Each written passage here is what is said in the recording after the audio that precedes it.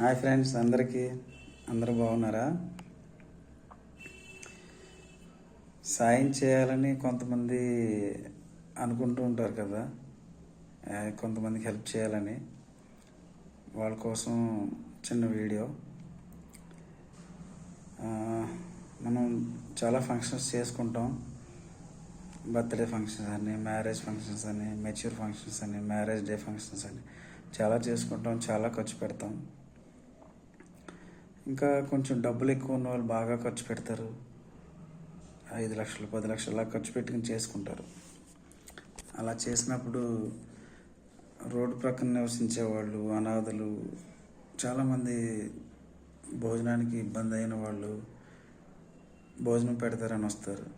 Please దయచేసి వాళ్ళని ప్రక్కకి వెళ్ళిపోమని చెప్పొద్దు. ఉన్నంతలో వాళ్ళకి సాంబార్ వేసైనా ఏదో కడుపు నిండా భోజనం పెడితే వాళ్ళకి చాలా సంతృప్తిగా ఉంటారు. మనం ఇన్విటేషన్ ఇస్తే ఫంక్షన్కి వచ్చిన వాళ్ళు ఆ కూర బాగాలేదని, ఈ కూర బాగాలేదనో, ఫంక్షన్ సరిగ్గా చేయలేదని ఏదో చిన్న చిన్న వంకలు పెట్టేసి వెళ్తూ ఉంటారు.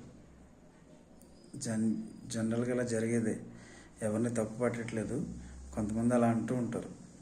కానీ ఇలా ఆకలి ఎక్కువయ్యి భోజనం లేక వచ్చిన వాళ్ళు మీరు సాంబార్ వేసి భోజనం పెట్టినా సంతృప్తిగా భోజనం చేసి మీ అందరినీ ఆశీర్వదించి వెళ్తారు, దేవుణ్ణి వేడుకుంటారు. వీళ్ళు 10 కాలాల పాటు చల్లగా ఉంటారు. ప్రభువా చూడు ప్రభు అని. ప్లీజ్ దయచేసి అటువంటి వాళ్ళకి హెల్ప్ చేయండి. ఎందుకంటే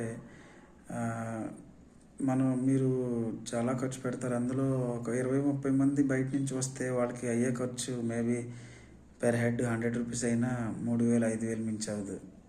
ఆ ఖర్చుతో పోల్చుకుంటే ఇది చాలా తక్కువ. దయచేసి రిక్వెస్ట్ చేస్తున్నాను, అటువంటి వాళ్ళకి హెల్ప్ చేయండి, భోజనం పెట్టండి. ఇన్ని నీతులు చెప్తున్నాడు, వీడు ఏమైనా హెల్ప్ చేస్తున్నాడా అనుకోవచ్చు. నేను చేయలేను, కానీ ఎప్పుడోకప్పుడు ఎవరో ఒకరికి ఏదో చోట నేను హెల్ప్ చేస్తూనే ఉంటాను. చిన్నగా, నాకంత స్తోమత లేదు పెద్దగా హెల్ప్ చేయడానికి. కానీ హెల్ప్ చేసి చెప్పుకోవడానికి నాకు నచ్చదు. హెల్ప్ చేసి చెప్పుకుంటే పబ్లిసిటీ అవుతుంది. కానీ ఎవరికి తెలియకుండా ఎవరికొకరికి హెల్ప్ చేస్తూ ఉంటే అది మీకే మంచి.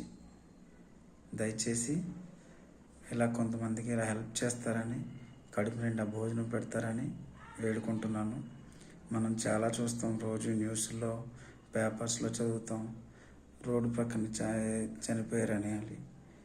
మనం అనుకుంటాం వాళ్ళు హెల్త్ బాగోలేక చనిపోయారు, ఏదో యాక్సిడెంట్లో ఏదో చనిపోయారు అనుకుంటాం, యాక్సిడెంటల్గా చనిపోయారు అనుకుంటాం. కానీ అందులో 50-60% ఆకలి చావులతో చనిపోతున్నారు చాలామంది. దయచేసి అది గమనించి మీరు పెట్టే ఖర్చులో వాళ్ళకి కొంచెం భోజనం పెట్టండి చాలు. ప్లీజ్ వచ్చిన వాళ్ళని బయటకు గెంటేయకుండా సంతృప్తిగా భోజనం పెట్టి పంపండి సార్, ప్లీజ్.